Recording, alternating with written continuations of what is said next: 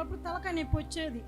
నేను 5 సంవత్సరాల నుంచి ప్రార్థనలోనే ఉండి ప్రార్థన చేసుకుంటే తగ్గిపోతుంది. బిళ్ళలు వేసుకుంటా పండుకుంటా.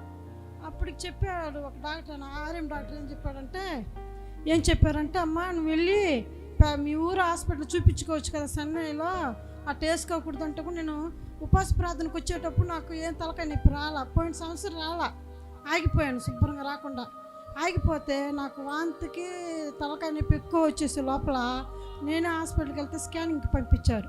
స్కానింగ్ పంపిస్తే గడ్డ ఉందమ్మా, అది రాకుండా చోట్ల వచ్చింది, బ్రెయిన్ దగ్గర చాలా కష్టము, చేయాలన్నా కష్టం బతకొని ఇక్కడే చెప్పేశారు.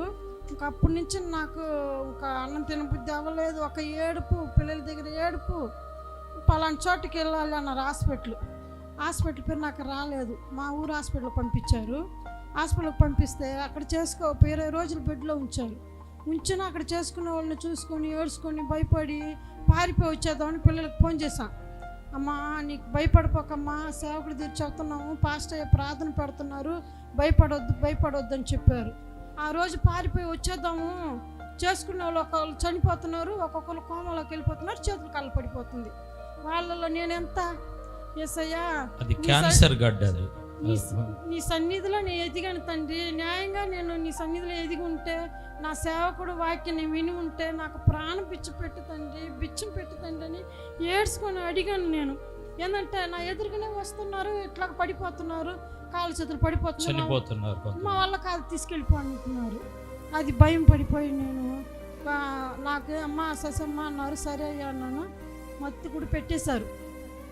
సేవకుడు ఈ డ్రెస్సులోనే వచ్చి నన్ను పిలిచి పాస్టర్ గారు ప్రార్థన చేస్తున్నారు, భయపడిపోకమ్మా నువ్వు వెళ్ళమ్మా లోపలికి, నేను ఉన్నాను.